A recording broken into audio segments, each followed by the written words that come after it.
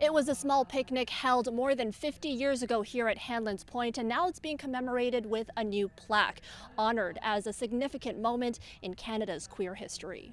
1, 2, 3! A double-sided plaque now stands at Hanlan's Point, documenting its history as Canada's oldest surviving queer space, but also the site of the city's very first Pride celebration. It's important to celebrate history, gay history, right here in Hanlan's Point. First picnic, 1971, so that people that come here understand this is a queer space. It's been a queer space for the longest time. Few may know that on August 1st, 1971, about 250 people gathered at Hanlan's Point Beach for a public event to celebrate gay pride, organized by a group called Toronto Gay Action. Now, advocates say that part of the city's history is hidden no more. We were, utopian youth, and we never, ever thought that we would win what we were asking for.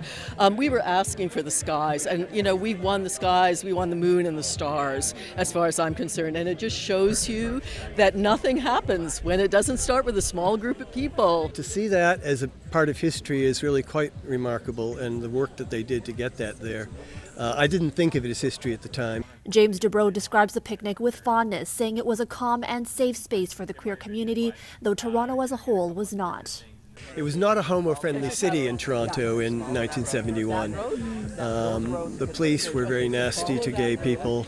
There were a lot of places you couldn't go. The plaque was made possible through a collaborative effort between the city, Heritage Toronto, and advocacy groups, including Friends of Hanlan's. Last year, I was really honored to bring forward the direction to council to recognize the decades of that history here at Hanlan's Point Beach and the surrounding area.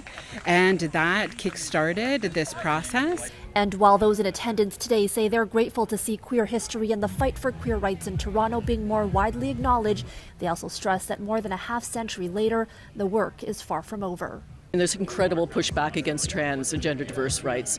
I'm really concerned about our children now in schools. I'm concerned for their safety. Meanwhile, Pride Toronto's executive director says he wants to make this celebration an annual one, held on the first Monday of August starting next year. It's using that opportunity to also keep the fire going, because this work that we continue to do, it does not stop. At Hanlan's Point, Natividad, City News.